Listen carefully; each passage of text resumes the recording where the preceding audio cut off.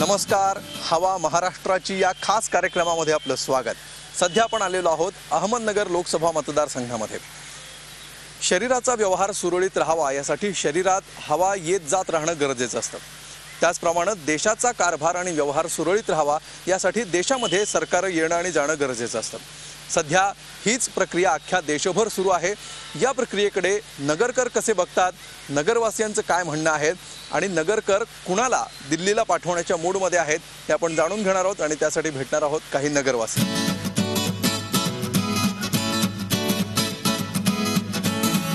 अहमदनगरची ही सिद्धी बाग आहे। या ठिकाणी वेगवेगळ्या वयोगटातले नागरिक सकाळी सकाळी व्यायामासाठी येत असतात। त्या सगळ्यांना आपण इथे एकत्र बोलवलेलं आहे आणि त्यांच्याशी काही गप्पा गोष्टी करणार आहोत। तुमचं नाव? नितीन मुनोत। अच्छा, काय करता तुम्ही? माझं कॅन्डल मॅन्युफॅक्चरिंग आहे। अच्छा, मागच्या 5 वर्षामध्ये 10 वर्षामध्ये या भागाचा किती विकास झालाय, किती झपाट्याने झालाय असं तुम्हाला? काहीच नाही झालेलं आहे। खासदार म्हणून जे प्रकल्प आणायला पाहिजे होते, दिल्लीतून जो काही विकास व्हायला हवा होता तो तरी झाला असं वाटतंय का? नवीन विकासाच्या संधी झाल्यात? नाही, खासदार निधून फक्त मुताऱ्या संडास वगैरेच बांधलेले, बाकी असं काही बांधलेलं नाहीये। मोठा प्रोजेक्ट कुठलाच नाहीये ना, शैक्षणिक नाहीये, औद्योगिक नाहीये, कुठल्याच बाबतीत नाही। गेले 10 वर्ष आहे तीच परिस्थिती आहे नगरमध्ये। आहे तीच? हो, आहे तीच आहे। काही कुठेच नाहीये। आणि म्हणजे जसं आता बोललं जातं की न शहर न खेड अशा अवस्थेतही आहे राहिलेले। बिलकुल असं मोठं खेड संबोधलं जातं नगरला। बिलकुल वाढायला पाहिजे होते। हा, एक मिनिट। प्रामुख्याने म्हणजे नगरचा उद्योगधंदा वाढायला पाहिजे होता, परंतु ज्या नगरच्या माध्यमातून आमदारांकडे ज्या अपेक्षा होत्या त्या पूर्ण न झाल्या। या गेल्या 25 वर्षात पूर्ण खासदार म्हणे आमदार असतील आपल्या भागातले, परंतु उद्योगधंदे यावे, रोजगार उपलब्ध व्हावेत असे कोणी काही प्रयत्न केलेले नाहीत।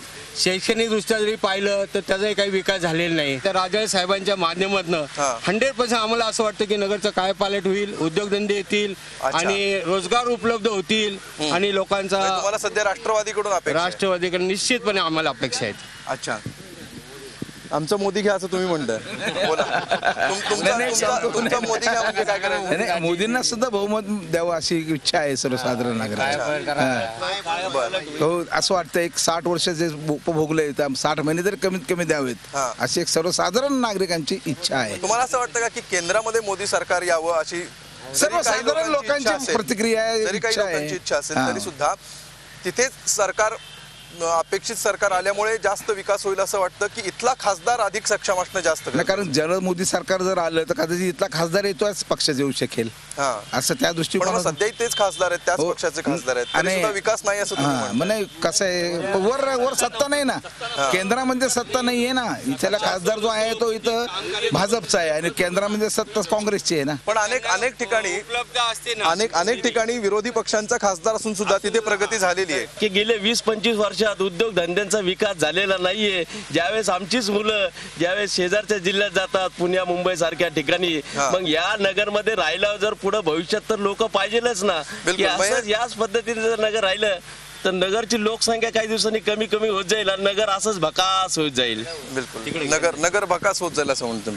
काका, तुम्हाला काय वाटतं, ज्यावेळी पुनर्रचना झाली त्यावेळी शिर्डी वेगळा झाला, नगर वेगळा झाला, इथले जे मोठी नावं होती, विखे पाटील असतील, थोरात असतील, ते सगळे शिर्डीमध्ये गेले आणि त्यामुळे इथे एकही मोठं नाव राहिलं नसल्यामुळे गेल्या 10 वर्षात विकासाचा वेग कमी झाला असं वाटतं? तितकंच खरं की तो भाग जो तोडला तो बागायत भाग आहे आणि हा जिरायत भाग आहे। तर या जिरायत भागाची प्रगती झालेली नाही। आता इथे अजून एक ज्येष्ठ नागरिक आपल्यासोबत। काका, तुम्हाला काय वाटतं की इथल्या सध्याच्या खासदारांची, विद्यमान खासदारांच्या कामगिरीकडे बघून लोक परिवर्तन करतील असं वाटतंय की मोदींची लाट बघून पुन्हा एकदा तोच खासदार निवडून देतील असं वाटतं? फार विचारपूर्वक मतदान करणाऱ्यांची संख्या फारच कमी असते, त्यामुळे जशी हवा वाहते त्याप्रमाणे लोक त्या हवेमध्ये वाहिले जातात। आता ह्या वेळेला बीजी कोळसे पाटील म्हणून एक उमेदवार आहेत, त्यांनी सांगितलं की जिल्हा विभाजन व्हायला पाहिजे। आता बागड्यांनी सांगितल्याप्रमाणे की बागायत भाग आणि जिरायत भाग,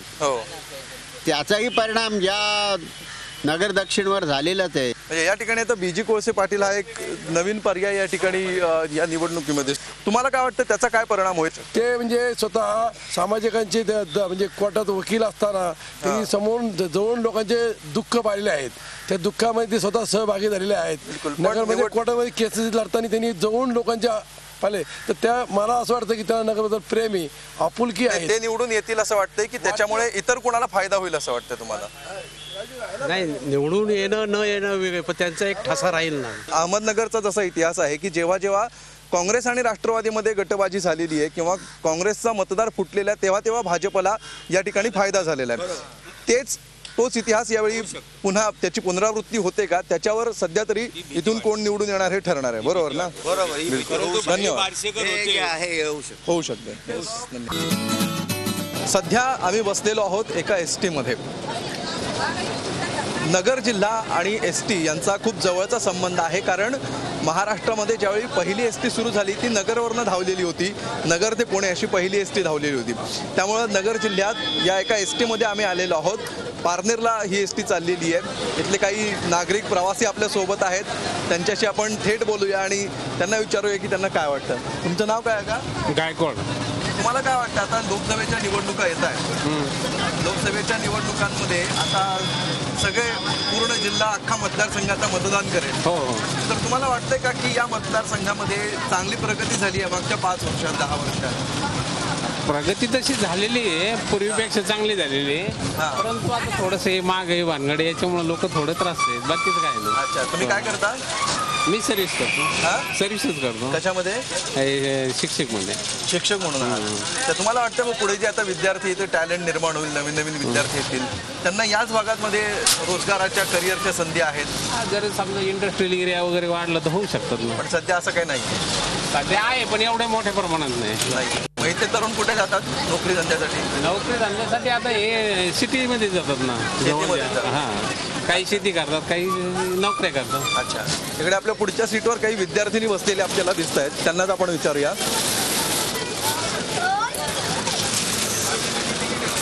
तुमचं नाव काय? निर्मला जरे. अच्छा, काय करता तुम्ही? इंजिनिअरिंगला आहे, 3rd इयर. इंजिनिअरिंगला आहे. आणि तुम्ही? Engineering 3rd year. दोघी एकाच ब्रांचला आहात? हो.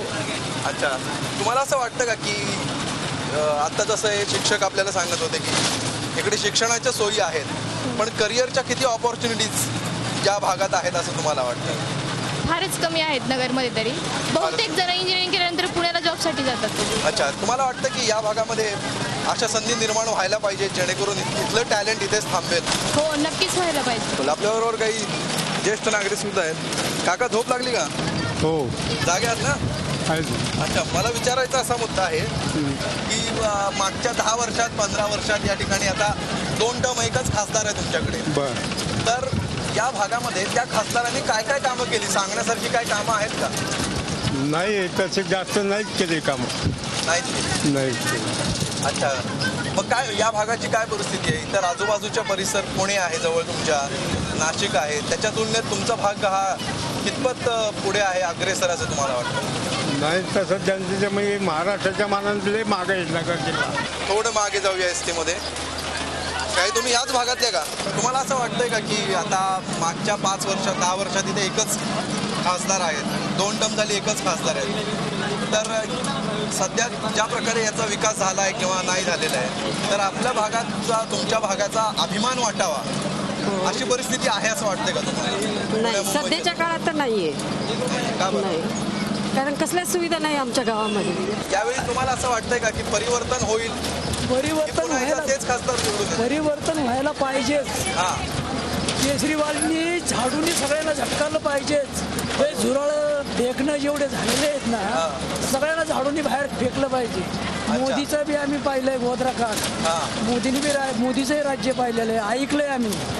काय इंदिरा गांधीचं बी राज्य ऐकलं, संजय गांधीचं बी, आपल्या राजीव गांधीचं बी पाहिलंय. सगळ्यांचं राज्य पाहिलं आम्ही. खेड्यापर्याय म्हणतात सोनिया गांधी कधी फिरली नाही, फक्त मेन सिटीला फिरली. गरीब जनता काय करते काय नाही करते हे कधी तिने जवळून पाहिलं नाही. तुम्हाला काय वाटतं इथे कुठल्या पक्षाला लोक निवडून देतील आणि केंद्रात कुठल्या पक्षाला? बघा, सगळीकडे सावळा गोंधळ चाललेला आहे, त्याच्यामुळे बाकीचे प्रत्येक गल्लीत फळ्या निर्माण झालेल्या आहेत, त्याच्यामुळं सांगताच येणार नाही. अच्छा, इथे सावळ्या गोंधळाची परिस्थिती आहे असं ते म्हणतात आणि त्यामुळे आता इथली जनता कुणाला निवडून देते हे सध्या तरी स्पष्ट होत नाही. मात्र लोकांना बदल हवे आहे हे मात्र निश्चित. यानंतर आपण आता STतून उतरूया आणि इतर काही घटकांना भेटूया.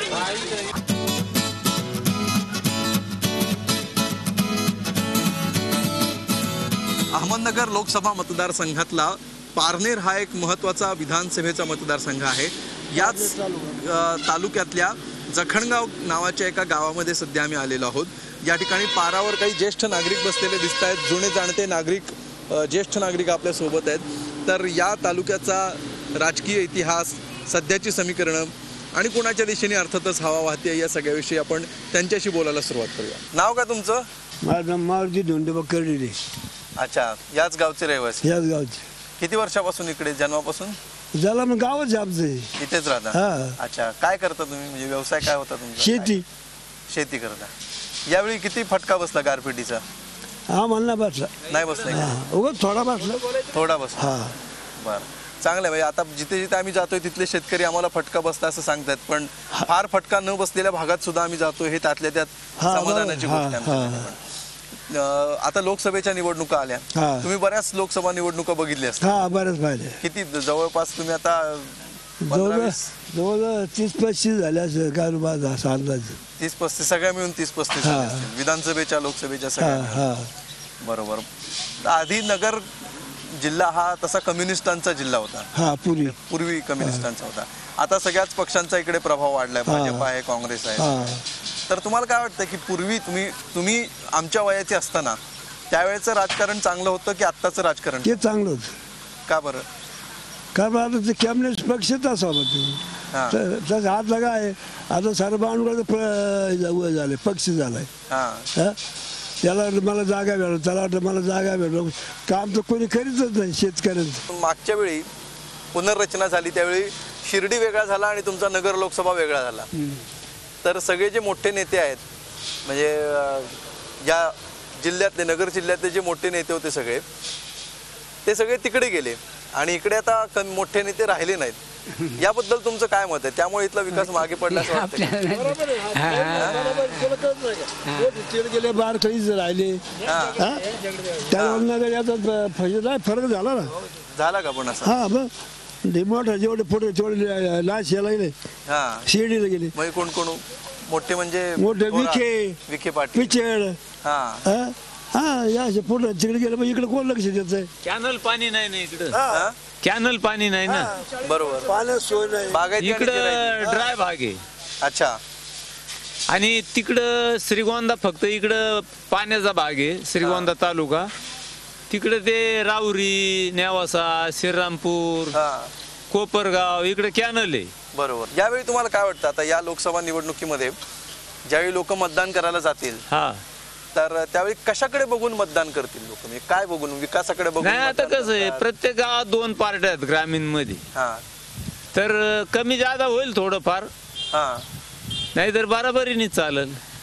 अच्छा. हा, बरं. मग इथला शेतकरी म्हणजे कोणाच्या बाजूने? सध्याच्या कामगिरीवर खासदारांच्या खुश आहे असं वाटतंय की आता परिवर्तन करायच्या मूड मध्ये इथला शेतकरी? नाही, आता कसं आहे, आम्ही कोणत्या पक्षाचे तुम्हाला सांगू शकत नाही, परंतु ज्याच्या त्याच्या पद्धतीने जो तो सांगणारच.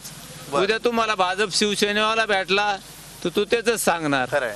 आम्ही समजा थोडक्यात आम्ही राष्ट्रवादीवाले किंवा काँग्रेसवाले, तर आम्ही काँग्रेसचीच उदय करणार. बरोबर. म्हणजे असा फरक. बरोबर. पण दोघांपैकी कुणीतरी या भागाचा विकास केला असं वाटतं का तुम्हाला आतापर्यंत? नाही, विकास नाही झाला असं म्हणून चालणार नाही ना. शेवटी रोड झाले, MIDC झाली, थोडस डेव्हलप होतच चाललेलं आहे ना. थोडासा झालाय, थोडासा राहिलाय असं. आता फक्त आमचा पाण्याचा प्रश्न आहे, तो काय कोणी सोडू शकत नाही. हो, बरोबर. पाण्याचा प्रश्न आहेच या भागामध्ये. जिरायती आणि बागायती असं फरक आहे. तुमचं नाव काय का? बाबासाहेब भिसे. अच्छा. तुम्हाला काय वाटतं या भागातल्या मतदाराचा सध्या काय मूड आहे?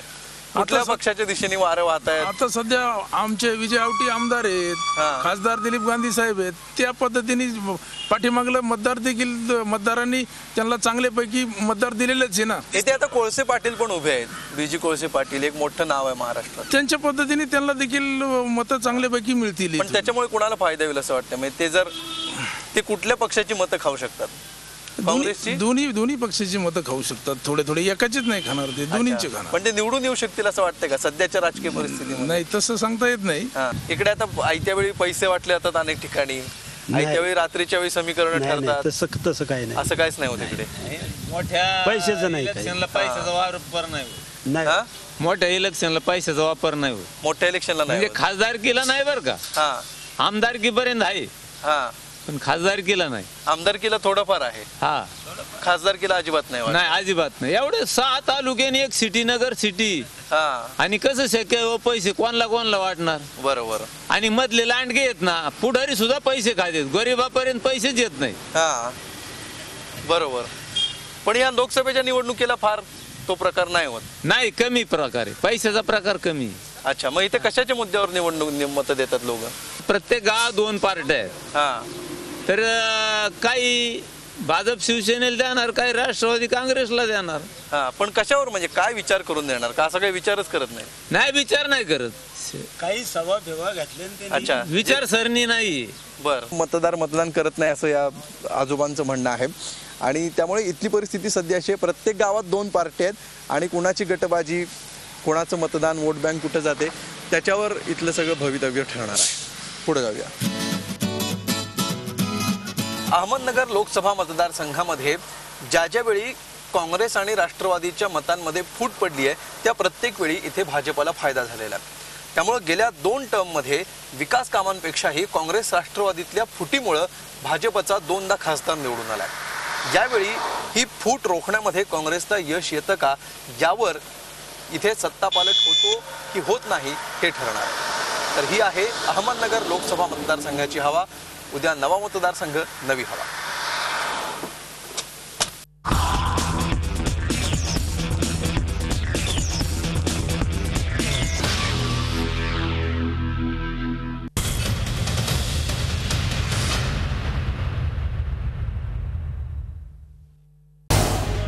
झी 24 तास रहा एक पाऊल पुढे.